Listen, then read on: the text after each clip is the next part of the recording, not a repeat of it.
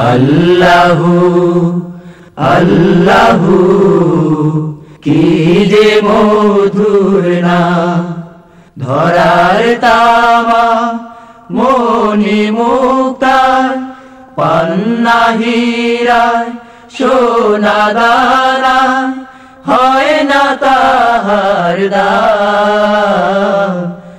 আল্লাহু কি যে মধুর নাম।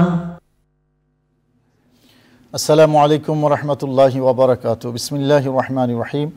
নাহমাদুহু ওয়া নুসাল্লি ওয়া নুসাল্লিমু আলা হাবিবিহিল কারীম, আম্মা বা'দ।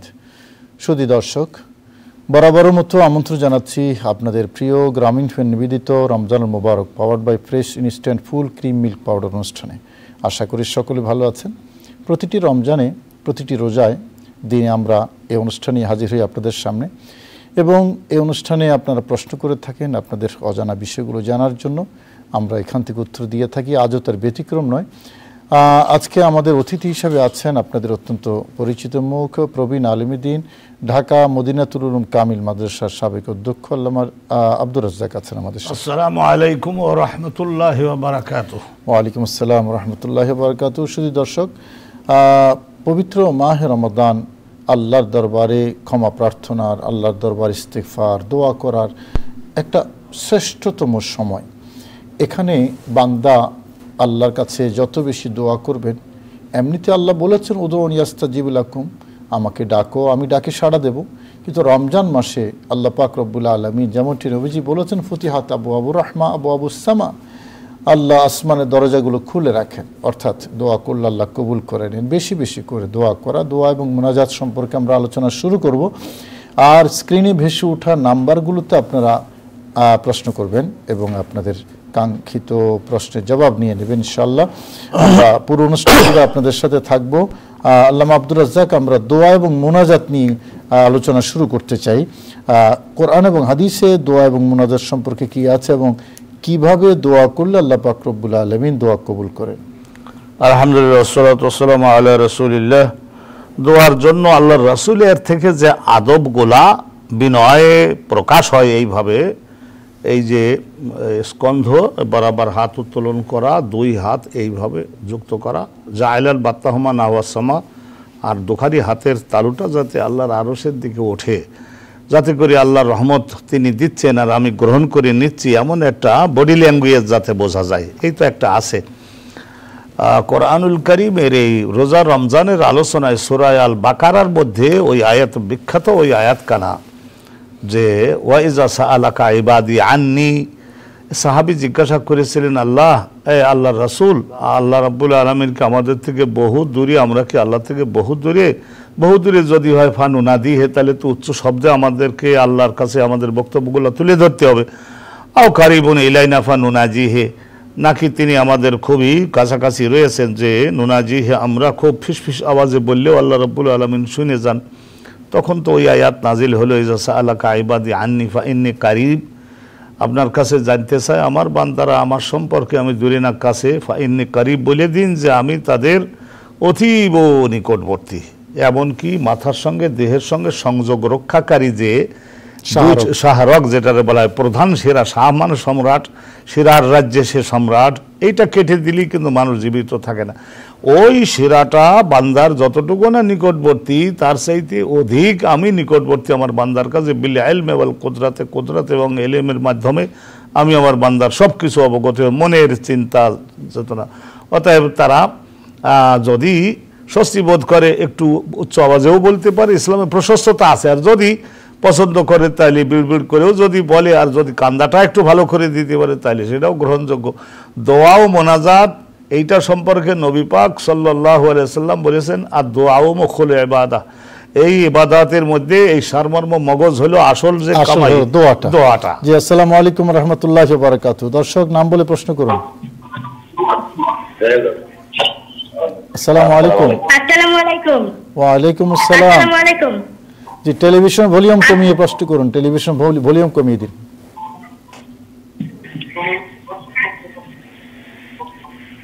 জি বলুন। আসসালামু আলাইকুম। ওয়া আলাইকুম আসসালাম। আমি ক্লাস 5 এ পড়ি। আচ্ছা, আমার নাম জাওয়াত। জাওয়াত বলো। আমার প্রশ্নটি হলো, কয় বছরে রোজা এবং নামাজ ফরজ? কয় বছরে রোজা এবং নামাজ ফরজ? আমাদের প্রিয় জাওয়াত, তোমাকে ধন্যবাদ প্রশ্ন করার জন্য। ছোট্ট বাবু আমাদের বাচ্চারা তো এগুলি আজকাল ইসলামের দিকে অগ্রসর হচ্ছে, পঞ্চম শ্রেণীতে পড়ে। আলহামদুলিল্লাহ, ভালো, আমরা ওয়েলকাম করি। তো সাধারণত বালেগ হওয়ার পরপরই রোজা রাখা ফরজ হয়, নামাজ আদায় করা ফরজ হয়। আর বালেগ হওয়া on the basis of the growth, এই যে শরীরের বৃদ্ধিটা, আকলটা, হৃৎপিণ্ড, দেহের কাঠামো, এগুলি বৃদ্ধির উপরে অনেকটা ভর করে। Fast growth, FAST, fast growth যদি হয় তাহলে ফিকার কিতাবে লেখা আছে 13, আর যদি মিডিয়াম গ্রোথ হয় তাহলে 15, আর যদি স্লো গ্রোথ হয় তাহলে 18। তো অতএব আলহামদুলিল্লাহ এই সময় ফরজ হবে না, যদি রাখে বা নামাজ না পড়ে তাহলে তাকে আখেরাতে প্রশ্নের সম্মুখীন হতে হবে। এই গেল এক। আর কিন্তু এর আগে 12 বছরেই হয়ে যায়। 12 বছরে হয়ে যায়। এখন বর্তমানে আলহামদুলিল্লাহ এটা দেখা যাচ্ছে যে 12 বছরেই, আমরা বিস্তারিত বলতেছি না, কিন্তু বালেগ হওয়ার যে অন্যান্য প্রমাণ সমূহ আমরা বলে দিতে পারি, লজ্জার কিছু নাই, লজ্জার কিছু নাই, কারণ দর্শকদের, কারণ শরীয়তের মাসালা বলতে তো আর লজ্জার কিছু না। নাই। এখানে দেখা যাচ্ছে যে আমরা যেটা মানে ছেলেদের জন্য যে আলামতটা, সেটা হলো তার যদি কি হয় মানে স্বপ্নদোষ হয়, তাহলে এটা একটা আলামত, অন্যতম একটা আলামত। আর মেয়েদের যদি মেন্স হয়, তাহলে মাসিক যে অসুস্থতাটা হয় এটাও যদি হয়ে যায় সেটা আলামত, এবং এটা বলে দিতে হবে আমাদের। এটা যে আলহামদুলিল্লাহ। আরেকজন দর্শক যুক্ত হয়েছে প্রশ্ন নিয়ে। আসসালামু আলাইকুম ওয়া রাহমাতুল্লাহি ওয়া বারাকাতুহু। ওয়ালাইকুম আসসালাম। জি ভাইয়া, আমার একটা প্রশ্ন, জি। যে নামাজে কেউ কেউ আছে সালাম ফেরানোর পরে কেউ মুনাজাত করে, কেউ মুনাজাত করে না। তো আমরা যারা মুনাজাত করি, নামাজ তো আল্লাহর হুকুম, জি। ফরজ, সেটা তো আল্লাহর ফরজ। আমার যা কিছু চাওয়ার আমি আল্লাহর কাছে নামাজের ভিতরে থাকে, আমি মুনাজাত করে আল্লাহর কাছে চাইতে পারি। কিন্তু যারা মুনাজাত করে না, তারা কি এটা মাহরুম হইল না নাকি? এই বিষয়টি জানার জন্য।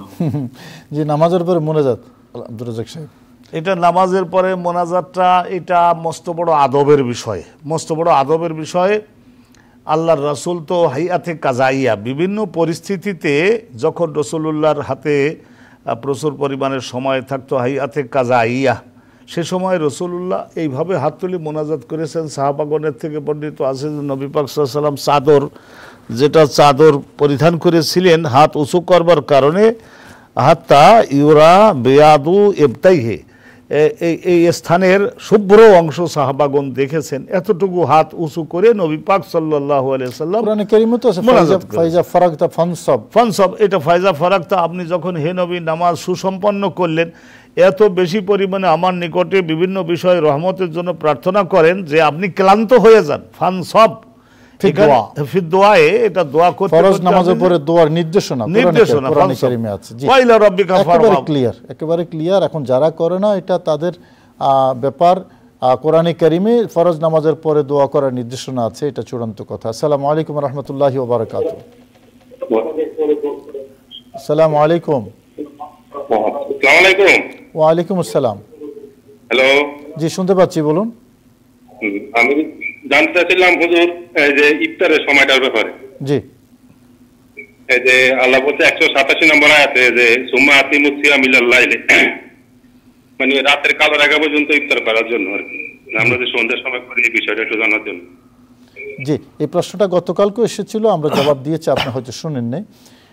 ইলাল লাইল, রাতের শুরু হয় সূর্য অস্ত দিয়ে, দিনের শুরু হয় সূর্যোদয় দিয়ে। সুতরাং আল্লাহ বলেছেন সুম্মা আতিমুস সিয়ামা ইলাল লাইল, রাত পর্যন্ত, রাত অন্তর্ভুক্ত নয়, রাত পর্যন্ত, মানে রাতটা যখন স্টার্ট হয় সূর্য অস্ত যাওয়ার মাধ্যমে, সে পর্যন্ত রোজা রাখো। এই হলো কোরআনে কারীমের নির্দেশনা। সেই আলোকে সূর্য অস্ত যাওয়ার সাথে সাথে ইফতার করতে হয়। নবী করিম সাল্লাল্লাহু আলাইহি ওয়াসাল্লাম বলছেন যে ইজা গারুবাতিশ শামসু, সূর্যের অস্ত যাওয়াটা যখন সুনির্দিষ্ট হয়ে গেল, ওয়াজাবাল ইফতার, সঙ্গে সঙ্গে ইফতারি গ্রহণ করাটা ওয়াজিব। তো এটা নবী পাক বলতেন যে হে সাহাবারা, তোমরা আবার বেশি দেরি করো না, বেশি দেরি করো না, কারণ যখনই আজানের আল্লাহু আকবারের হামজা এর উচ্চারণ শুনলে সঙ্গে সঙ্গে সময় হয়ে গেছে, তো অতএব তোমরা সঙ্গে সঙ্গে ইফতার করে ফেলবে। তখন আল্লাহ গৌরব করেন এরা ফেরেশতাগণকে নিয়ে, দেখো কি পরিমাণে এতক্ষণ সামনে ছিল খাইলো না, আর এখন যেই আমি আমার নামের ঘোষণা শুনেছে সঙ্গে সঙ্গে, তাহলে এদের চাইতে আমার শাসন বিধান বাস্তবায়নকারী আর কে হতে পারে? রাইট রাইট, অর্থাৎ সূর্য অস্ত যাওয়ার সাথে সাথে সাথে। রাত শুরু হয়, ইলাল্লাইল মানে এটাই। ইলাল্লাইল। জি, আসসালামু আলাইকুম রাহমাতুল্লাহি ওয়া বারাকাতুহু। ওয়ালাইকুম আসসালাম। আমি আকিকার বিষয়ে জানতে চাই। জি, ছেলে মেয়ের জন্য আকিকার হুকুম কি, এবং আমি যদি কোরবানির গরুকে বাগা দিয়ে দিই, ছেলের জন্য একটা মেয়ের জন্য একটা দিয়ে দিই, এটা কি আমার আদায় হবে কিনা? এবং আকিকার মাংস আমি কি রান্না করি গরিব আত্মীয় স্বজন বা ফকির মিসকিন সবাইকে একসাথে খাওয়াইতে পারবো? জি, তিনটা প্রশ্ন। আপনি যদি নিজে ওই রান্না করতেন তো খরচ আরো বেশি আপনি নিজের ঘাড়ে নিলেন, সেইটাও শরিয়াতে জায়েজ আছে। আর যদি আপনি আকিকার গোশতটা 3 ভাগ করে 1 ভাগ নিজেরা রাখেন, মা বাবাও খেতে পারবেন, ওই বাচ্চাটার অন্য ভাই বোনেরা সবাইকে খাওয়াতে পারবেন, আর 1 ভাগ আত্মীয় স্বজনের বাসায় আপনি আধা কেজি করে দেন। আর সমগ্র 3 গ্রাম তো আর আপনার দেওয়ার কড়াকড়ি করা হয় নাই, যতটুকু পারেন দিয়ে দেন। আর অভাবগ্রস্ত লোকদের যে অংশটা সেটা যাতে তাদের কাছে ঠিকমতো পৌঁছায়, এটা আপনি সুনিশ্চিত করবেন। কোরবানির সাথে আকিকা দেওয়া যাবে? আর কোরবানির সঙ্গে আকিকার ভাগ দেওয়া সেটাও শরিয়াতে জায়েজ আছে, তবে আলাদা দিলে ভালো।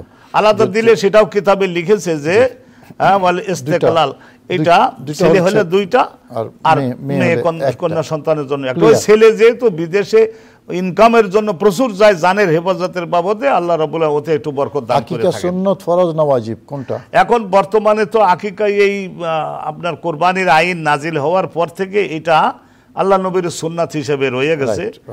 এটা। আসসালামু আলাইকুম ওয়া রাহমাতুল্লাহি ওয়া বারাকাতুহু। ওয়ালাইকুম আসসালাম ওয়া রাহমাতুল্লাহি ওয়া বারাকাতুহু। জি বলুন। চুয়াডাঙ্গা থেকে ওয়াইদুল হক বলছিলাম ভাইজান। জি বলুন। বলছিলাম এই যে আমরা শুনেছি যে রোজার মাসে জাহান্নামের দরজা বন্ধ থাকে, জান্নাতের দরজা খুলে দেওয়া হয়, বা শয়তানকে শিকল দ্বারা আবদ্ধ করা হয়, বা যে এইগুলো যখন এরকম অবস্থায় হয় তারপরও দেখেন শয়তান যখন বান্দায় আছে, জাহান্নামের দরজা বন্ধ আছে, তারপরেও এখন বর্তমান যে অবস্থা, ধর্ষণের যে পরিমাণ শিকার, মানে 7 বছর থেকে 10 বছর পর্যন্ত কিশোরীরা, তাহলে এর কারণটা কি? বা এই রমজান মাসে মনে করেন যে একটা ভালো কাজ করলে পারে 70টা হলো সমপরিমাণ সওয়াব পাওয়া যায়, আর গুনাহও যদি একটা করা যায় তাহলে গুনার ক্ষেত্রেও কি এরকমই নাকি? গুনার ক্ষেত্রে এরকমই। আসলে কথা ওটা সত্য যে আল্লাহ পাক রব্বুল আলামিন শয়তানকে শৃঙ্খলিত করে রাখেন। এখন এই যে শয়তানিগুলো চলতেছে, শয়তান তো বন্ধ, তা আবদ্ধ, তো শয়তানি কেমনে চলছে? শয়তানি চলছে এই যে লোহার দণ্ডটা, এটা মানে রোজার আগের দিন পর্যন্ত গরম করছে, তো এখন রোজার মধ্যে এটা আগুন থেকে বের করে ফেলছে, গরমটা এখন রয়ে গেছে আর কি। এটা একটা ডাল, যখন ওখান থেকে পাখিটা উড়িয়ে চলে যায়, কিন্তু এরপরও আমি দেখছি 8-10 মিনিট পর্যন্ত ওটা চলতে থাকে না, এই একটা জিনিস। আর দ্বিতীয় জবাব এ সম্পর্কে বলা হয়েছে যে ওই জিনদের মধ্যে যে সমস্ত শয়তান সেগুলিকে তো শৃঙ্খলাবদ্ধ করা হয়, কিন্তু মানুষদের মধ্যে মিনাল জিন্নাতে ওয়ান নাস, মানুষদের মধ্যেও কিছু শয়তানি স্বভাব এর বিস্তারকারী, কুকাজে উদ্বুদ্ধকারী এগুলি লোক আছে না, তাদের তো আর জেলবন্দি করা হয় না। স্বভাব কেন বলতেছেন? আল্লাহ সরাসরি বলেছেন মিনাল জিন্নাতি ওয়ান নাস, মিনাল জিন্নাতি ওয়ান নাস। এই তো একটা গেল। আর হাদিসে আরেকটা আছে, আমাদের ভাইজানকে বোঝাবার জন্য বলি যে ওয়াসুলসিলাত মারাদাতুশ শায়াতিন, এই শয়তানদের মধ্যে যারা মারাত্মকভাবে একেবারে ডেঞ্জারাস সেইগুলিকে শৃঙ্খলাবদ্ধ করা হয়। কিন্তু একেবারে ভালো মানুষের কাছাকাছি কিছু শয়তানও থাকে, বেশি শয়তানি করে না কিন্তু সুযোগ পাইলে করে, এগুলিরে তো তারা তো থাকেই ওয়াসওয়াসা দেয়। এখন তো ঠিক মতোই করতেছে। তবে আমি আপনার মাধ্যমে দর্শকগণকে একটা কথা বলি যে খবরদার হোপলেস হবেন না। আমাদের একটা ভীষণ পরিস্থিতির মধ্যে যাদের ঘাড়ে আল্লাহ এই দায়িত্বটা দিয়েছেন, একেবারে ধরেন একটা ঘটনা ঘটেছে, এখন এইটা তদন্ত করার আগে তদন্ত করুক, গভর্নমেন্ট কঠিনভাবে তদন্ত করুক, এটা কি ওরা করলো নাকি তাদেরকে অনেক টাকা করে দিয়ে কেউ করালো গভর্নমেন্টকে পচাইয়ে দেওয়ার জন্য। একেবারে এমন আমরা কেউ যাতে না বলি যে একেবারে দৈনিকভাবে 2-10 হাজার ঘটনা এগুলি সব দেশে ঘটে যাচ্ছে রমজান মাস হওয়া সত্ত্বেও। এগুলি সবসময় আমাদের দেশে হয়েছে, ওই মাছের মধ্যে ফরমালিন দিয়ে বিক্রি করে, মাপের মধ্যে দেখা যায় যে 8 কেজি গোশত দেয়, 10 কেজির টাকা নেয়, অনুরূপভাবে 10-15 দিন আগের ওই যে ভেজাল তেলের দ্বারা পেঁয়াজ ও বেগুনি ভেজে তারপরে বিক্রি করে, এগুলি আমাদের মধ্যে ছিল। তো এটা কমিয়ে আনবার জন্য আইনকে কঠিন করতে হবে। আর বিশেষ করে আল্লাহ তাআলা যাদেরকে যে সমস্ত দায়িত্ব দিয়েছেন সেই দায়িত্বগুলি পালনের ক্ষেত্রে যদি আলস্য প্রদর্শন করা হয়, তাহলে দেশের জনগণের মনের মধ্যে যে একটা প্রত্যাশা ছিল এই বর্তমানের নিকটে, সেই প্রত্যাশাগুলি অনেকটা ফ্যাকাশি হয়ে যাওয়ার মতো হবে। তো সেই হিসেবে আলহামদুলিল্লাহ সময় আছে, আমরা দোয়াও করছি। বিশেষ করে আমাদের চ্যানেল আই পরিবারের থেকে আমরা তো সব সময়ের জন্য দেশের মঙ্গলের চিন্তা করি, আমরা সব সময় কিন্তু সাহস দিয়ে থাকি, সব সময় কিন্তু আমরা উৎসাহ দিয়ে থাকি। 2-1টা ঘটনা যেগুলি ঘটেছে সেগুলি কঠোর হস্তে দমন করুন, আর সকলে অ্যাক্টিভ হয়ে গেলে আলহামদুলিল্লাহ এই শয়তানি যে গোটা রমজানের মধ্যে একেবারে কিছু শয়তানি কাজ যে হবে না, এই ধরনের কোনো হাক্কানি রব্বানি আলেম কিন্তু ব্যাখ্যা প্রদান করেন নাই। যাই হোক, এই যে ঘটনাটার প্রতি দর্শক আপনি ইন্ডিকেট করেছেন, আমরাও দেশবাসীর মতো সবাই আমরা বিমর্ষ। এটা একেবারেই অমানবিকতা, নিষ্ঠুরতা, পাশবিকতা, এগুলো বন্ধ হওয়া দরকার। আমরা প্রত্যাশা করি যে কর্তৃপক্ষ এর বিচার, যথাযথ বিচার, দৃষ্টান্তমূলক বিচার করবেন, এবং যারা এই কাজগুলো করেন তাদের প্রতিও আমাদের এই কঠোর বার্তা যে পবিত্র মাহে রমাদান, এমনিতেই জেনা, বেবিচার এগুলো কবিরা গুনাহ, আর মাহে রমাদানে যেটা বন্ধ থাকার কথা, অথচ এরকম একটি ঘটনা সারা বাংলাদেশকে নাড়া দিয়েছে। আমরা প্রত্যাশা করি বিচার দ্রুত এবং সঠিক বিচার হোক। জি, আসসালামু আলাইকুম রহমতুল্লাহি ওয়া বারাকাতুহু। আসসালামু আলাইকুম। দর্শক নাম বলে প্রশ্ন করুন। হ্যালো, আসসালামু আলাইকুম রহমতুল্লাহ। দর্শক শুনতে পাচ্ছেন আমাকে? আসসালামু আলাইকুম। হ্যালো, মনে হয় লাইনটা কেটে গেছে। আর দোয়া মুখ্য ইবাদতে শেষ করেছিলেন আপনি, দোয়া সম্পর্কে।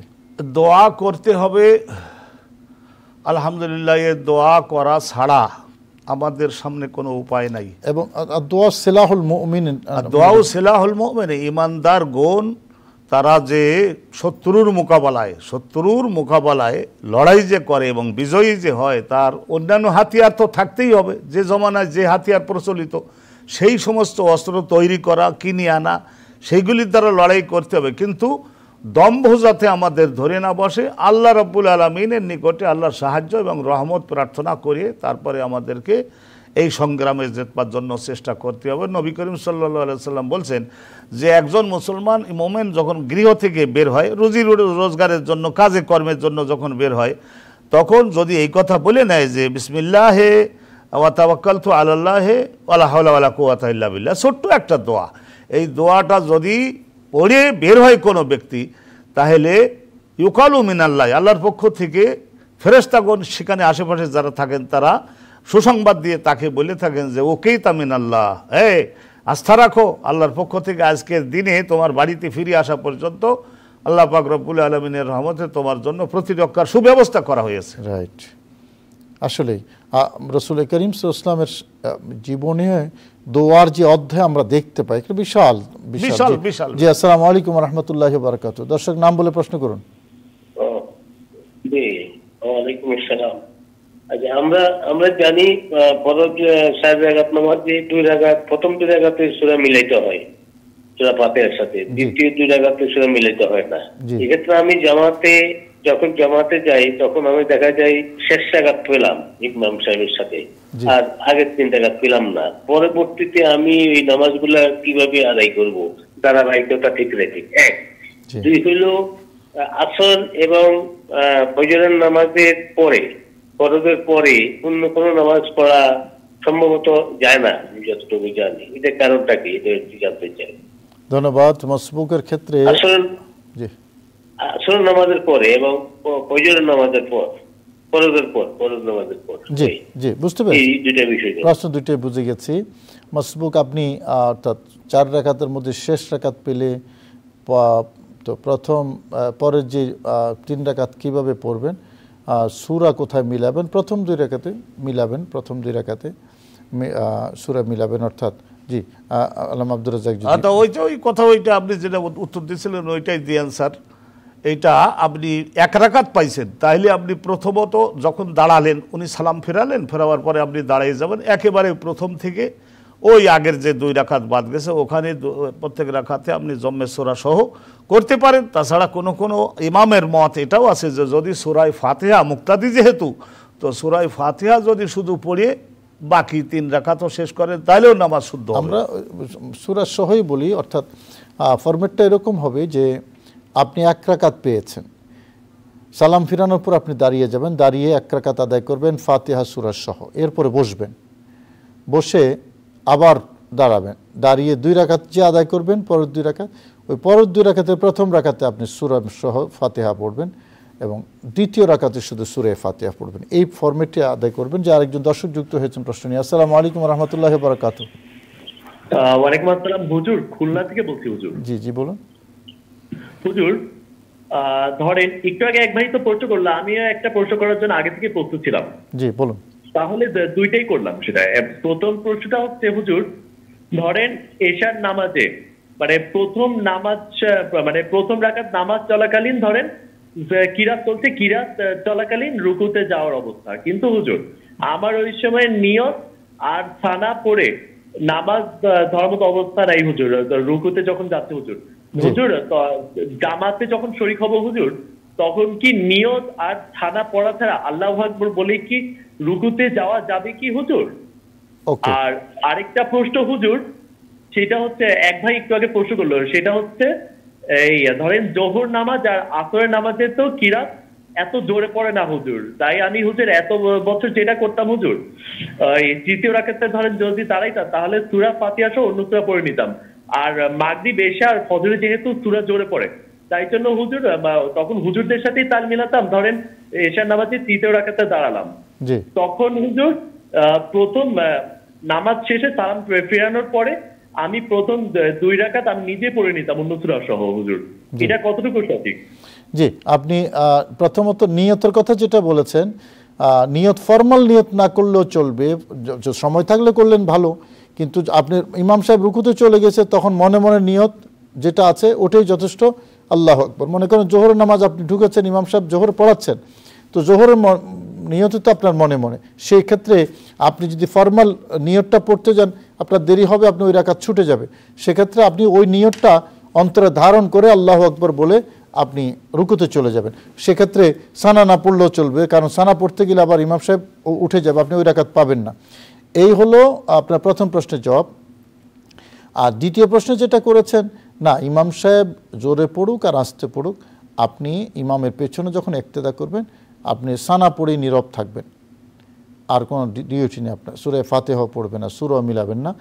আর আগের ভাই যে প্রশ্নটি করেছেন, জোহর আসর এবং ফজরের পরে নফল নামাজ জায়েজ নাই কেন? না জায়েজ, নবী আলাইহিস সালাতু ওয়াস সালাম যে বিধান দেন সেইটাই আমরা অনুসরণ করতে বাধ্য। নবীজি বলেছেন নিষেধ, আমরা এটার উপরে পাশে ফজরের ওই যখন আজান হয়ে গেল, জি ফজরের আজান যখন হয়ে গেল, তার মানে এখন ফজরের টাইম, সুন্নাত 2 রাকাত আর ফরজ 2 রাকাত, এ বাদে সূর্য উদিত হওয়ার আগ পর্যন্ত আর কোনো নামাজ নাই। সবে সাদেক থেকে সে পর্যন্ত, আর আসরের নামাজ পড়ার পরে সূর্যাস্ত পর্যন্ত আর কোনো নামাজ নাই। নবী আলাইহিস সালাম বলেছেন, নিষেধ করেছে। আবার মাগরিবের আগেও জামাতের আগে কোনো নামাজ পড়া যাবে না, মাগরিবের আগে, এটা নিষেধ, আবু দাউদ শরীফের হাদিস। আসসালামু আলাইকুম ওয়া রাহমাতুল্লাহি ওয়া বারাকাতুহু। আসসালামু আলাইকুম। ওয়া আলাইকুম আসসালাম। আসসালামু আলাইকুম। ওয়া আলাইকুম আসসালাম, জি শুনতে পাচ্ছি, বলুন। আমার নাম ফজলুল হক, চট্টগ্রাম থেকে বলছি। জি জি বলুন। আমার প্রশ্ন হলো যে এই রোজার মধ্যে সাপোজিটার ব্যবহার করা যাবে কিনা? সাপোজিটার না ব্যবহার করা যাবে না, রোজা ভেঙে যাবে। বলুন, আর কিছু আছে? সাপোজিটার ব্যবহার করা যাবে না? না, যাবে না। তারপর ইনহেলার নিয়েও কথা আছে, আমরা আগেও বলেছিলাম। ইনহেলার যেহেতু লিকুইডটা ভিতরে যায় সাধারণত, যদি না যায়, শুধু যদি বাতাস যায় তাইলে ভাঙবে না, কিন্তু সাধারণত ইনহেলার থেকে লিকুইড জিনিস ভিতরে যায়, টাকরার নিচে পর্যন্ত যায়, তো সেই জন্য ইনহেলার নিলে রোজা ভেঙে যাবে। নিরাপদ হলো সেহরি খেয়ে ইনহেলারটা নিয়ে নেওয়া, যাতে সারাদিন কন্টিনিউ করা যায়। আর যদি একান্তই আপনি দুষ্কর হয়ে যায় সেক্ষেত্রে রোজা ভাঙার তো অপশন আছে। আপনি যদি জীবন বাঁচানো ফরজ, তো সেক্ষেত্রে পরবর্তীতে সুস্থ অবস্থা আপনি রোজাটা কাজা করে দেবেন। এই হলো, আমরা আগেও জবাব দিয়েছি, এখনও সেই জবাবই দিচ্ছে এবং এটাই শরীয়তের ফয়সালা। আর অসুস্থতার ব্যাপারে তো কোরআনে কারিমে আছে আইয়ামিন উখার। তো সুতরাং আপনি নিজের জীবন বিপন্ন করে রোজা নয়, জীবন রক্ষা করে হলো রোজা। ইসলাম জীবনটাকে, জীবন মানুষের জানটাকে খুব বেশি মহামর্যাদা। রাইট। জি, আসসালামু আলাইকুম রহমতুল্লাহি ওয়া বারাকাতুহু। আসসালামু আলাইকুম। দর্শক নাম বলে প্রশ্ন করুন। আছেন দর্শক, আমার কথা শুনছেন? আসসালামু আলাইকুম। ওয়া আলাইকুম আসসালাম। জি, আসসালামু আলাইকুম হুজুর। আমার একটু প্রশ্ন হচ্ছে যে নামাজের, নফল নামাজের সিজদাতে যে রব্বি হাবলি মিনাস সালিহিন বা রব্বানা হাবলানা মিন আজওয়াজিনা, এই যে কোরআনের আয়াতগুলো, এগুলো তো দোয়ারও আয়াত, এগুলো কি সরাসরি পড়া যাবে কিনা? এবং শুনেছি, একটু প্রশ্ন অ্যাড করি আমি, যে এগুলো পড়া যাবে না, এর আগে আল্লাহুম্মা যুক্ত করে তারপরে পড়তে হবে। এখন এই যে রব্বানা হাবলানা আমি পড়বো, তো রব্বানা বাদ দিয়ে কি আল্লাহুম্মা পড়বো? আল্লাহুম্মা হাবলানা না, ওই আল্লাহুম্মা হাবলানা বলা লাগবে না, খবরদার। ওইটা রব্বানা হাবলানা এটা কোরআনের আয়াত, ওই একটা শব্দ বাদ দেওয়ার আমাদের কোনো অধিকার নাই। আপনি যদি পড়েন তাহলে ওই রব্বানা দিয়েই পড়বেন, আর আল্লাহুম্মা দিয়ে আর যুক্ত করবেন না। আর বিশেষ করে মাসালা হলো সেজদার মধ্যে নিজের জীবনকে অতীব নিংড়ে যদি আপনি আল্লাহর বিষয়, আল্লাহর তাসবিহ এবং তাকদিস, আল্লাহর তাহমিদ, আল্লাহর প্রশংসা, পবিত্রতা বর্ণনাটা বেশি করতে পারেন, সেইটাই করুন। যেমন আমাদের উপস্থাপক মহোদয়ের মাধ্যমে আপনাদেরকে সূচনায় আমরা জানিয়েছি যে নামাজ শেষ হওয়ার পরে যে বিষয়গুলি আপনার প্রার্থনার জিনিস, সেইগুলি আপনি নামাজ শেষ করে তারপরে আপনি বলুন। মোনাজাতটা সব যদি আপনি নফল নামাজে ওই সেজদার মধ্যে বলেন, তাহলে এখন তো সালামের পরে আপনি আল্লাহর কাছে আর কি বলবেন? জি, তারপরে নফল নামাজে বলতে পারে, জায়েজ আছে। ফরজ নামাজে নিষেধ, নফল নামাজে, নফল এবং সুন্নতে আপনি বলতে পারেন। জি, আসসালামু আলাইকুম রহমতুল্লাহি ওয়া বারাকাতুহু। ওয়ালাইকুম আসসালাম। আসসালামু আলাইকুম। জি, আমি দেখা যাচ্ছে ডিউটিতে থাকি বা কোনো কাজে ব্যস্ত থাকার কারণে, বিশেষ কোনো কাজে দেখা যাচ্ছে তারাবির নামাজ আমি জামাতের সাথে পড়তে পারতেছি না। তো সেই ক্ষেত্রে আমি যদি একাকিত্বভাবে তারাবির নামাজ পড়ি, সেই ক্ষেত্রে নিয়মটা কি? ব্যক্তিগতভাবে জামাত পাইলেন না তো বাসায় গিয়ে আলহামদুলিল্লাহ রোজা ছিলেন, খাওয়া দাওয়া করুন, তারপরে ধীর ও স্থিরতা সহকারে আগে ঈশান নামাজ পড়ুন, তারপর 2 রাকাত মুআক্কাদা সুন্নাত পড়ুন, তারপরে আপনি তারাবি শুরু করে দেন 2 রাকাত করে। যতটুকু বাসায় যদি ছেলেরা থাকে তাদেরকেও সঙ্গে ডেকে নিলে, তাহলে বাসার লোকেরাও ইবাদতে আপনার সঙ্গে সঙ্গ দিল। আলহামদুলিল্লাহ এইভাবে আপনি 2 রাকাত করে 10 সালামে বা 12 রাকাত, এই 20 রাকাত আপনি আদায় করুন, তারপরে বেতেরটা পড়ুন। আলহামদুলিল্লাহ এইভাবে আপনাকে পড়তে হবে তারাবি নামাজ। এইটা মহাবরকতি নামাজ। রমজান চলে গেলে তখন আমরা টের পাবো যে হায় হায় কি করলাম, নিজের পায়ে নিজেই কোড়াল মারলাম। এত বড় একটা সুযোগ আল্লাহ রসুল যেখানে জানিয়েছেন যে মান কমা লাইলাতা রমাদানা ঈমানান ওয়া ইহতিসাবান গফিরা লাহু মা তাকাদ্দামা মিন যামবিহি, এই এক হাদিসে আছে। আবার এইটাও আছে যে ফাকান্নাহু খারাজা মিন যুনুবিহি কায়াউমিন ওয়ালাদাতহু উম্মুহু।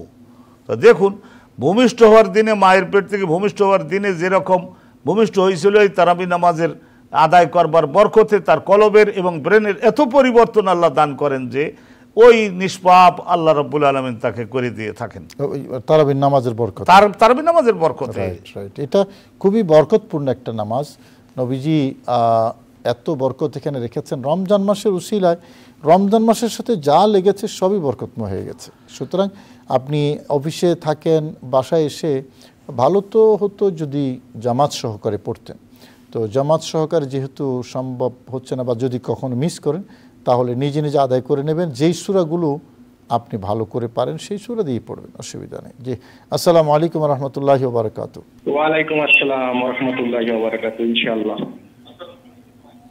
আসসালামু আলাইকুম রহমতুল্লাহ। আসসালামু আলাইকুম দর্শক। সালামু আলাইকুম। দর্শক আমাকে শুনতে পাচ্ছেন? আসসালামু আলাইকুম রহমতুল্লাহ। জি ওয়ালাইকুম সালাম। আমি জানতে চাচ্ছিলাম জি জি জি আমি জানতে চাচ্ছিলাম যে তারাবির নামাজের 4 রাকাত পরে যে দোয়াটা পড়া হয় এইটা কি কতটুকু জায়েজ? অবশ্যই জায়েজ। এটা সুবহানাজিল মুলকি ওয়াল মালাকুতি সুবহানাজিল ইজ্জাতি ওয়াল আজমাতি ওয়াল হাইবাতি ওয়াল কুদরতি ওয়াল কিবরিয়া ওয়াল জাবারুত, এই সবটাই তো আল্লাহর নাম। আল্লাহর নাম পড়তে জায়েজ কি না এই প্রশ্নটাই করা যায় না আসলে। হ্যাঁ, এক প্রশ্নটা হলো এটা কোন কিতাবে আছে, কিতাবে আছে কি না? হ্যাঁ আছে, কিতাবে আছে। যারা পাওয়ার তারা পায়, যারা পায় না তারা পায় না। ফতোয়া শামী সহ অনেক কিতাবের মধ্যে এই দোয়াটা আছে। এবং আশ্চর্যের ব্যাপার হলো আপনার ইমাম বুখারী রহমতুল্লাহ আলাইহির যে মাজারের পাশে যে মসজিদ আছে, ওই মসজিদের একটা ভিডিও ক্লিপ আমি পেয়েছি। তো ওখানে 4 রাকাত পরে ইমাম সাহেব না, মুক্তাদিদের একজন একজন করে উচ্চস্বরে খুব সুন্দর আওয়াজে, অ্যারাবিক আওয়াজে, সুন্দর ল্যাঙ্গুয়েজে এই দোয়াটা পড়ছে। সুবহানাজিল মুলকি ওয়াল মালাকুতি সুবহানাজিল ইজ্জাতি, মানে তাদের আরবদের যে আওয়াজ না, যে সুন্দর টোন, এই সুন্দর টোনে পড়ছে। তো প্রিয় দর্শক, আপনার জ্ঞাতার্থে বলছি, এটা বরকতময় একটা দোয়া, সময় থাকলে পড়বেন। আমরা কথা বলছি না এটা পড়তেই হবে, আমরা কথা বলছি যে পড়লে সওয়াব আছে এবং কিতাবেও আছে। যাদের সময় আছে আপনারা পড়বেন। আর যারা এটাকে বেদাত বা নাজায়েজ বলে, আমরা দোয়া করি আল্লাহ তাদেরকে হেদায়েত নসিব করুক। আর কি বলবো, আল্লাহর নাম উচ্চারণ করব আমি, আর বেদাতের ফতোয়া খাবো আমি। কেমনটা লাগে বলেন তো? আল্লাহর নামগুলো সুন্দর, নামগুলো উচ্চারণ করলাম। আল্লাহ বলেছেন ওয়ালিল্লাহিল আসমাউল হুসনা ফাদউহু বিহা, আল্লাহর সুন্দর সুন্দর নাম আছে, এগুলো ধরে আল্লাহকে ডাকো। আমি ডাকছি, বেদাতের ফতোয়া। হেদায়েত নসিব করুক আল্লাহ। জি, আসসালামু আলাইকুম রহমতুল্লাহি ওয়া বারাকাতুহু। হ্যালো, আসসালামু আলাইকুম রহমতুল্লাহি ওয়া বারাকাতুহু। আসসালামু আলাইকুম। হ্যালো, আসসালামু আলাইকুম। ওয়া আলাইকুম আসসালাম। জি, প্রশ্ন করুন। আমি বগুড়া থেকে বলছি। জি বলুন। ওয়া আলাইকুম আসসালাম। জি, প্রশ্ন করুন। আপনার টেলিভিশনের ভলিউমটা কমিয়ে তারপর প্রশ্ন করুন, আমরা বুঝতে পারবো তখন। টেলিভিশনের ভলিউমটা কমিয়ে দিন। হ্যালো, জি, টেলিভিশনের ভলিউমটা কমিয়ে প্রশ্ন করুন। আসসালামু আলাইকুম হুজুর। ওয়া আলাইকুম আসসালাম। আমি মাসুম, কুমিল্লা ধর্মপুর থেকে। জি বলুন। আমাদের প্রশ্নটি হলো, দলিল কোরআন থেকে সূরা আন-নাহল আয়াত নম্বর 40 অধ্যায় 16, সূরা আন-নাহল আয়াত নম্বর 40 এতে কোরআন বলতেছে আল্লাহ হ বললে হয়ে যায়, আল্লাহ হ বললে হয়ে যায়। এর মানে কি? কোরআন আমাদেরকে কি বলতেছে? আসসালামু আলাইকুম। হ বললে হয়ে যায়, কুন ফায়াকুন, এটার অর্থ কি জানতে চেয়েছে? কোন শব্দের শাব্দিক অর্থ হলো আল্লাহ তাআলা যে বিষয়টা নিয়ে সংকল্পবদ্ধ হয়েছেন, ইচ্ছা পোষণ করেছেন, সেইটা প্র্যাকটিক্যালি বাস্তবে পরিণত হও। এটা কোন শব্দের অর্থ হলো হয়ে যাও। আমি যেটা পছন্দ করেছি সেইটা বাস্তবে হয়ে যাও। আল্লাহ তাআলা কোনো কিছুর মুখাপেক্ষী না না না। এমনকি আকায়েদের কিতাবে বলা আছে যে ব্যক্ত করবার জন্য যে আমরা যে এই ওষ্ঠ, অধর, দন্ত, নাসিকা, জিহ্বা, তালু, মূর্ধা, কণ্ঠ, বাকযন্ত্র ব্যবহার করবার মুখাপেক্ষী আমরা। আল্লাহ রাব্বুল আলামিনের এই ধরনের এইগুলি ব্যবহারেরও মুখাপেক্ষী আল্লাহ রাব্বুল আলামিন না। আল্লাহর নাম হলো সমাদ। তা যখন তিনি একটা ইচ্ছা পোষণ করেন, ওই ইচ্ছাটাই এত প্রবল ও শক্তিশালী যে সেইটা প্র্যাকটিক্যালি বাস্তবে হয়ে যায়। তো বাস্তবে যে হয়ে যায়, সঙ্গে সঙ্গে হয়ে যায়, ওইটা ফা ইয়াকুনু। ওই যে কোন বলার পরে ফা ইয়াকুনু, সেটা যেন বর্তমানে হয়ে যাচ্ছে। জি, আসসালামু আলাইকুম রহমতুল্লাহি ওয়া বারাকাতুহু। হ্যালো, আসসালামু আলাইকুম।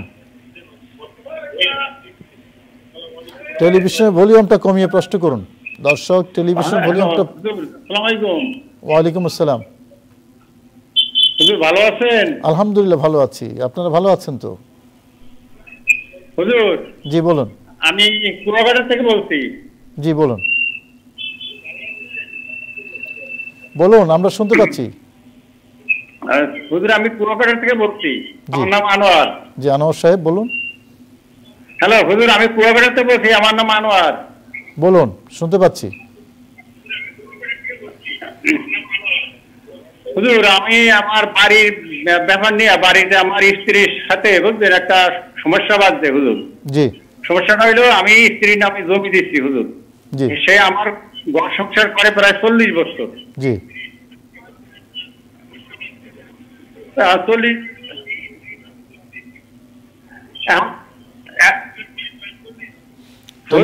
এখন আমার এই জমি, এই উনি ওই জমি আমার, এখন আমার এই জমি আত্মসাৎ করে নাকি আর আমাকে আমার সালা টালা সহ একটা সিদ্ধান্ত করে আমারে আজকাল দূরে রাখছে। কিন্তু দূরে যে রাখছে হুজুর, জি দূরে যে রাখছে আমারে হুজুর,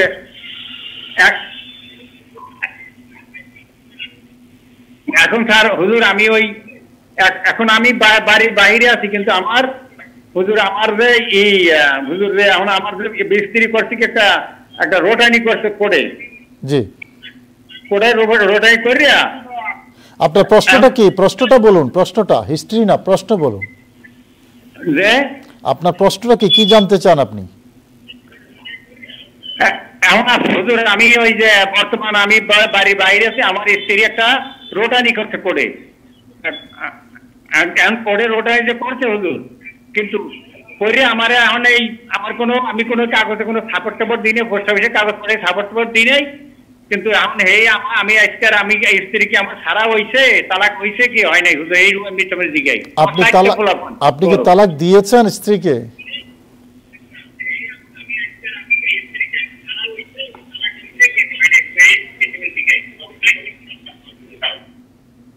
না না না।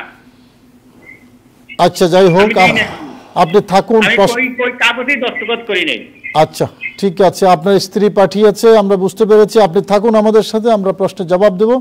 সম্মানিত দর্শক, আপনারা দেখছেন আপনাদের প্রিয় গ্রামীণ ফোন নিবেদিত রমজানুল মোবারক powered by Fresh instant full cream milk powder অনুষ্ঠান। আমরা অনেকগুলো প্রশ্নের জবাব দিয়েছি, হতে হতে সময় গড়িয়েছে, এখন একটা বিরতির যাবার সময় হয়েছে। আমরা অনুষ্ঠানে ফিরব কিছুক্ষণের মধ্যেই। আশা করি সকলেই আমাদের সাথেই থাকবেন। আল্লাহু কি যে মধুর নাম। আচ্ছা মা, সবাই ঘুমিয়ে গেলে যদি সেরি মিস হয়? আল্লাহু কি যে মধুর নাম।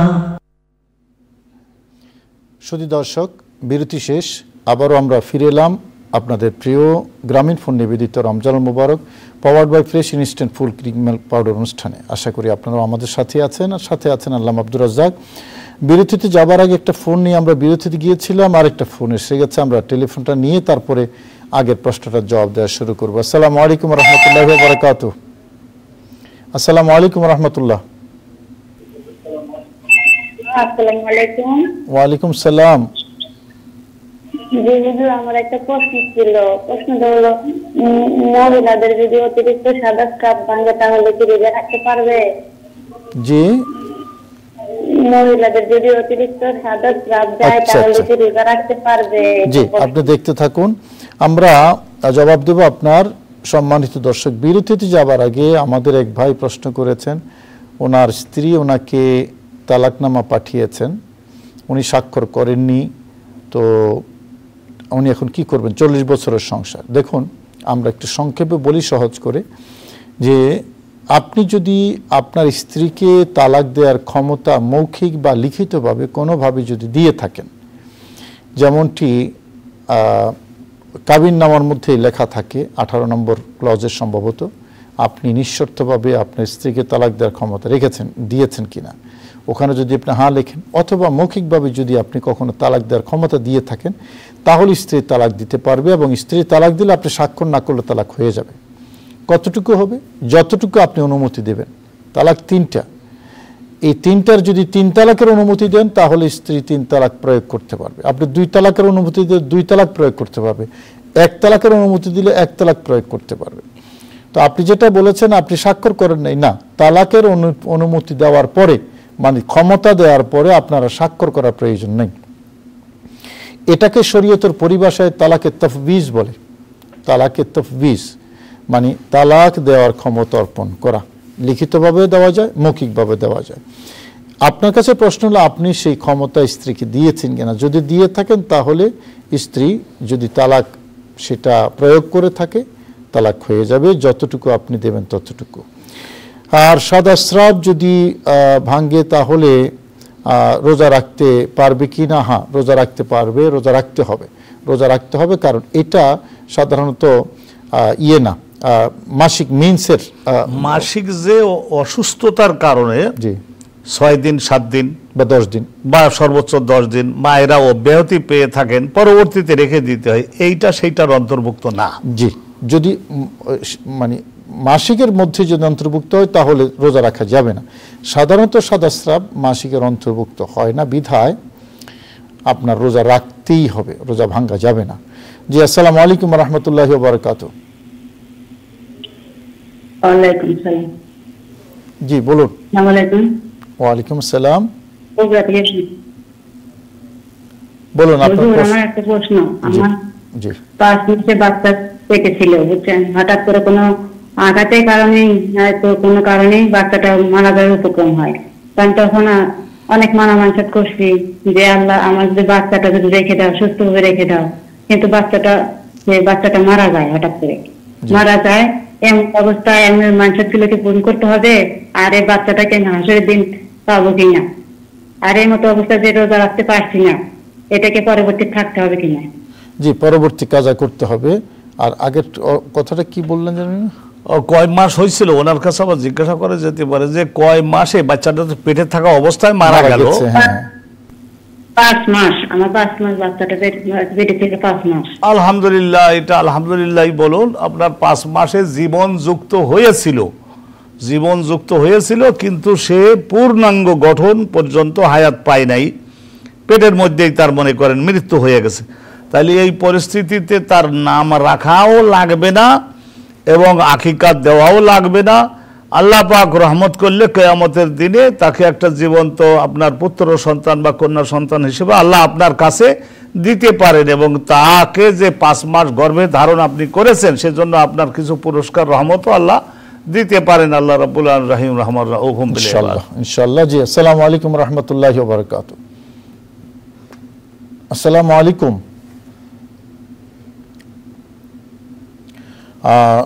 ফোনটি কেটে গেছে সম্ভবত। আমরা যেই প্রশ্নটি সর্বশেষ যেটা ছিল তালাকের যে বিষয়টা, জি এটা আমরা ক্লিয়ার করেছি। তালাকের বিষয়টা আমরা ক্লিয়ার হয়েছে, সঠিক জবাব দিয়েছি, সঠিক আমরা সহজভাবে বলেছি। জি, আসসালামু আলাইকুম ওয়া রাহমাতুল্লাহি ওয়া বারাকাতুহু। আসসালামু আলাইকুম। ওয়ালাইকুম আসসালাম হুজুর। জি, টেলিভিশনের ভলিউমটা কমিয়ে প্রশ্ন করুন। হুজুর। জি বলুন। হুজুর, আমার একটা প্রশ্ন, আমার 2টা প্রশ্ন। প্রশ্ন হচ্ছে কি যে আমি ওযু করার সময় ধরেন 3 বার নাকে পানি, 3 বার গড়গড়া কুলি করা বা মুখে 3 বার, সবকিছু ঠিক আছে। যদি আমি অধিক 2-3 বার বেশি করি নেই হুজুর, এটাতে কোনো সমস্যা আছে? 1 নম্বর। দ্বিতীয় নম্বর প্রশ্ন? 2 নম্বর প্রশ্ন হচ্ছে যে নামাজে দাঁড়ানোর সময় কি কোনো নিয়ত বলে কি নামাজ পড়তে হবে, না শুধু আল্লাহু আকবার বলেই নামাজে সিজদায় যেতে হবে? নিয়ত তো শর্ত, নিয়ত করতেই হবে, নিয়ত করতেই হবে। বাকি মনে মনে নিয়ত করলেও চলবে, মুখে নিয়ত করা উত্তম। আপনি যদি মনে মনে নিয়ত করেন তা হয়ে যাবে। নিয়ত করতেই হবে, নামাজের নিয়ত। নিয়ত ছাড়া আল্লাহু আকবার বললে হবে না। আর উনি ওযু করার সময় আপনার 3 বারের বেশি যদি পানি ব্যবহার করে, জানতে চাই কেন ব্যবহার করবেন? এ তো অপচয়ের মধ্যে পড়বে। হযরতে আবু হুরায়রা নামক সাহাবী একটা দিঘির পাড়ে বসে উনি ওযু করতেছিলেন, একেবারে প্রচুর পরিমাণে 5-6 বার করে ধুতেছেন আর বগল পর্যন্ত। তো নবী আলাইহিস সালামের সামনে পড়ে গেলেন উনি। রাসূলুল্লাহ বললেন যে তুমি যে এখানে 3-এর অতিরিক্ত ধৌত করছো। বলে হুজুর যে পানি, আবার সেই পানি তো আবার ওই দিঘিতেই ফেলতেছি, নদীতেই ফেলতেছি। তো বলে তা তো ফেলতেছো বোঝা গেল, কিন্তু তোমার মহামূল্যবান হায়াত তো নষ্ট হয়ে যাচ্ছে। তোমাকে বলা হয়েছে 3 বার করে ধৌত করবার জন্য, কিন্তু তুমি সেখানে 6 বার 5 বার 7 বার করে তুমি ধৌত করতে, এটা তো ওযু নিয়ে বাড়াবাড়ি করতে পারবে না। অপচয় মাকরুহ হবে, মাকরুহ হবে, অপচয় হবে। আপনি 3 বার ধৌত করবেন। হ্যাঁ, যদি কোনো কারণে আপনার মনে হয় না, আপনার অসতর্কবশত আপনি 3 বার ধৌত করার পরও এইদিকে মনে হয় একটু শুকনা আছে, তাহলে তো এখনো একবারও হয় নাই, হ্যাঁ, তাহলেই শুধুমাত্র আপনি সেটা ধৌত করবেন। সাধারণত 3 বার পরে আর লাগে না। আর মাথা মোছে হলো একবার, মাথা মোছে একবার, ধৌত করার বিষয়টা 3 বার। আসসালামু আলাইকুম ওয়া রাহমাতুল্লাহি ওয়া বারাকাতুহু। জি, ওয়ালাইকুম আসসালাম। হুজুর, আমার প্রশ্ন ছিল 3টা। প্রথম প্রশ্ন হলো যে আমরা নামাজে মসজিদে আপনার এসি এবং ফ্যানের নিচে দাঁড়িয়ে নামাজ পড়ি, এটা কতটুকু আসলে ঠিক, হ্যাঁ, নামাজ হয় কিনা? আর দ্বিতীয়ত প্রশ্ন হলো যে আজান কি ভিতরে হওয়া ভালো না বাহিরে হওয়া ভালো? আর তৃতীয় প্রশ্ন হলো যে সূরা তারাবি যদি কোনোদিন ছুটে যায় সেক্ষেত্রে এটা আদায় করার পদ্ধতিটা কি? সূরা তারাবি যদি ছুটে যায়, আমরা তৃতীয় নম্বরটা দিয়ে শুরু করি। তারাবি যদি ছুটে যায় কি করবেন? তারাবি ছুটে যায় বলতে গিয়ে হয়তো আপনি বাসে ছিলেন, বাসের মধ্যে ছিলেন, বাড়ি থেকে আসতেছিলেন, বাসে ছিলেন, সারা রাত বাসের মধ্যে ছিলেন, যখন আপনি বাসায় পৌঁছলেন ফজরের আজান হয়ে গেছে। তো ফজরটা তখন তো তারাবি পড়বার টাইম নাই। পরবর্তীতে যদি প্রচুর সময় আপনার হাতে থাকে, আলহামদুলিল্লাহ আপনি কাজা করে নিতে পারেন, আপনি পড়ে নিতে পারেন, নফল নামাজ হিসাবে হবে। তারাবি তো কাজা নাই, কিন্তু এটা নফল হিসেবে সওয়াব রহমত কিছু পাবেন উনি। জি, তারাবির কাজা নাই, আপনি এমনি নামাজ পড়লে পড়তে পারেন। এসি এবং ফ্যানের নিচে নামাজ পড়া কি? আর একটা ফোন আছে, ফোনটা নিয়ে আসি তারপরে। আসসালামু আলাইকুম ওয়া রাহমাতুল্লাহি ওয়া বারাকাতুহু। একটু দিয়ে নামাজটা দিয়ে নিন। আসসালামু আলাইকুম। আসসালামু আলাইকুম। ওয়া আলাইকুম আসসালাম। হ্যাঁ হুজুর, ভালো আছেন? আলহামদুলিল্লাহ। প্রশ্নটি করুন। হ্যাঁ হুজুর, আমি আমার হাজবেন্ডকে, হ্যালো, জি শুনতে পাচ্ছি, বলুন। দাড়ি রাখার জন্য বলছি, ওনারই ইচ্ছা ছিল না, তাহলে কি এর জন্য আমার গুনাহ হবে নাকি? না, সওয়াব হবে। আপনি দাড়ি রাখতে বলেছেন, আপনার স্বামী যদি দাড়ি রাখে তাহলে সওয়াব হবে, আমরু বিল মারুফ হবে। এটা দাড়ি রাখার ইচ্ছা থাকবে না কেন? দাড়ি রাখা নবীজির সুন্নাহ, এটা রাখতেই হবে, কেন বাদ দেবেন কেন? আর যেহেতু আপনি বলেছেন দাড়ি রেখেছে, আপনি সওয়াব পাবেন। এসি বা ফ্যানের নিচে নামাজ পড়া কি রকম? এটা জায়েজ আছে, আলহামদুলিল্লাহ। এটা না জায়েজ আছে, স্বস্তির সঙ্গে আরামের সঙ্গে। এখন বাংলাদেশে তো বহু মসজিদ, সারা পৃথিবীতে তাই তো আছে। আর আজান মসজিদের ভেতরে দেবেন না বাহিরে দেবেন? দেখুন, এই মাসালাটা একটা গুরুত্বপূর্ণ মাসালা নিশ্চয়ই। আবু দাউদ শরীফের একটা হাদিসে আছে যে আলা বাবিল মসজিদ, এবং সেই হাদিস আজান হয়ে থাকে বিশেষ করে জুমার দ্বিতীয় আজানটা মসজিদের দরজায়। তবে এটা পরবর্তীতে ওলামায়ে কেরাম সেই যুগ থেকে পরবর্তীতে তাওয়ারুসের মাধ্যমে ভেতরে করার প্রচলন হয়েছে, অর্থাৎ ইমাম সাহেবের সামনে দাঁড়িয়ে করার প্রচলন হয়েছে। এখন আমাদের কাছে যদি প্রশ্ন করা হয় যে আমরা কোনটা করব, দেখুন, সাবকন্টিনেন্ট সহ সারা পৃথিবীতে আজান হচ্ছে এখন ভেতরে। মসজিদে নববী শরীফের মধ্যে এখনও একটা মেয়াজানা আছে, উপরে আজানটা দেওয়া হয়ে থাকে। তো এইটা নিয়ে আমার মনে হয় যেখানে যেটা প্রচলন আছে, একটা তো নবীজির হাদিস আছে, আবু দাউদ শরীফের হাদিস। কোথাও যদি এরকম আমল থাকে যে মসজিদের দরজা দেওয়া হচ্ছে, তাইলে ওয়েলকাম, মোস্ট ওয়েলকাম। আর কোথাও যদি ভিতরে দেওয়া থাকে, এটা তাওয়ারুসের মাধ্যমে এটা প্রমাণিত, সুতরাং এটাও করা যেতে পারে। তবে এই মশালাটা নিয়ে আমার মনে হয় বিভাজন করা বা সমাজে বিশৃঙ্খলা সৃষ্টি করা এটা অনাকাঙ্ক্ষিত। জি, আসসালামু আলাইকুম ওয়া রাহমাতুল্লাহি ওয়া বারাকাতুহু। আসসালামু আলাইকুম। হ্যাঁ হুজুর, কাবা শরীফে কত রাকাত তারাবি নামাজ আদায় করা হয়? হতো তো 20 রাকাত, এবার 10 রাকাতের সিদ্ধান্ত নিয়েছে। 20 রাকাতই হতো সব সময়। জি, আসসালামু আলাইকুম। শুনতে পেয়েছি, আপনার প্রশ্ন পেয়ে গেছেন। 10 রাকাত পড়ছে এবার। তবে আমরা মনে করি ইসলামী শরীয়তের প্রতিষ্ঠিত যেই বিধান সেটা হলো 20 রাকাত। এখন আপনাদের কনফিউশন লাগবে, হুজুর তাহলে মক্কা শরীফ মদিনা শরীফ 10 রাকাত পড়ে কেন? তো সেই কেনর জবাব তো আমরা দেব না, এটা ওনারা দেবেন। আমরা বলবো 1400 বছর ধরে 20 রাকাত পড়া হয়েছে, এটা বলবো। তো এই বছর পড়ছে 10 রাকাত, এটা থেকে 1400 বছর 20 রাকাত পড়া হয়েছে, ওটা অনেক বেশি গুরুত্বপূর্ণ আমাদের জন্য, অনেক বেশি অ্যাকসেপ্টেবল। তো এরকম চেঞ্জ যদি কেউ করে, এটা লায়াবিলিটিস ওনার উপর যাবে, শরীয়ত পরিবর্তন হবে না। কারো ব্যক্তিগত সিদ্ধান্তে সেটা শরীয়ত পরিবর্তন হবে না। ওমর ফারুক রাদিয়াল্লাহু তাআলা আনহু 20 রাকাতের তারাবির ব্যবস্থা করেছেন। সারা পৃথিবীতে 20 রাকাত হয়েছে 1400 বছর, এবং শুধু হারামাইন শরীফাইনের মধ্যেও 20 রাকাতই ছিল। তো সুতরাং এবার কেন তারা 10 রাকাতের সিদ্ধান্ত নিয়েছে, শুনেছি করোনার প্রভাবের পর থেকে 10 রাকাত পড়ছে। তো এটা তো আর করোনার কারণে এখানে 20-10 হয়ে যাবে, নট লাইক দিস। 20 রাকাতই ইসলামী শরীয়তের প্রতিষ্ঠিত আমল। আসসালামু আলাইকুম রহমতুল্লাহি ওয়া বারাকাতুহু। সম্ভবত লাইনটা কেটে গেছে। আল্লামা আব্দুর রাজ্জাক, আমি যে কথাটা বলছিলাম আজানটা নিয়ে, আজানের যে বিষয়টা আরেকটু বলতে হবে এখানে। দেখুন, রাসূল করিম সাল্লাল্লাহু আলাইহি ওয়াসাল্লামের যে বিধান, এটা প্রত্যেকটা বিধানের কিন্তু অ্যাপ্লিকেশনের একটা রুলস আছে, সমাজে বাস্তবায়নের যে অ্যাপ্লিকেশন, এটার একটা রুলস আছে। তো সেই রুলসটা আবু দাউদ শরীফের হাদিস, এটা সহিহ হাদিস, তাতে কোনো সন্দেহ নেই।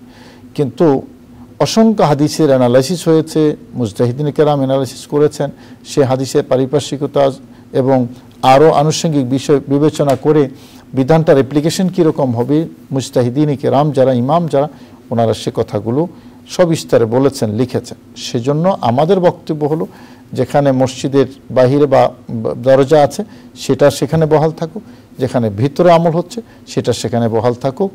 ভিতরটাকে বাহিরে নেওয়ার জন্য ফিতনা সৃষ্টি করা, মারামারি করা, এটা অগ্রহণযোগ্য। জি, আসসালামু আলাইকুম রহমতুল্লাহি ওয়া বারাকাতুহু। ওয়ালাইকুম আসসালাম রহমতুল্লাহ। আমার একটা প্রশ্ন ছিল কাইন্ডলি জাকাতের বিষয়ে। জি বলুন। যে কারো যদি গাড়ি থাকে যেগুলো ভাড়ায় চলে, এরকম এক বা একাধিক যদি গাড়ি থাকে এবং যদি এরকম বাসা বা ফ্ল্যাট থাকে যেখান থেকে ভাড়া আয় পায়, সেক্ষেত্রে এইগুলোর জাকাতের হিসাবটা কিভাবে করতে হয়? গাড়ির মূল্যের উপর জাকাত হবে না, গাড়ির মূল্যের উপর জাকাত হবে না। জাকাত হবে ভাড়া যেটা পাচ্ছেন, এটা খরচ শেষ করে যদি বছর আনতে যদি নেশাব পরিমাণ সম্পদ থাকে, তাই তো? মাসালা এইটা ভাড়ার জিনিস, যেমন রিক্সা ভাড়া দেওয়া যেতে পারে, গাড়ি ভাড়া দেওয়া যেতে পারে, ট্রাক দেওয়া যেতে পারে, বিল্ডিং ভাড়া দেওয়া যেতে পারে। তো এইগুলির অরিজিনাল যে মাল, কলকারখানা, সে যে দামে কিনছিলেন ওই দামের উপরে প্রত্যেক বছর জাকাত দিতে হবে তা না। ওর দ্বারা যে ইনকাম আসতেছে, ইনকামগুলি ইনকাম ট্যাক্স সরকারকে টিকাই রাখতে হবে, সরকার ইনকাম ট্যাক্স দিবেন। দেওয়ার পরে আপনার মালিকানায় যা থাকলো, এক বছর যদি ওই টাকা আপনার কাছে অবস্থান করে, নেশাব পরিমাণ যদি হয়ে যায়, তাহলে আলহামদুলিল্লাহ 40 ভাগের 1 ভাগ শেষে আপনি জাকাতটা দিয়ে দিতে থাকবেন। 2.5% বলি আমরা, 2.5%। রাইট। আসসালামু আলাইকুম রহমতুল্লাহি ওয়া বারাকাতুহু।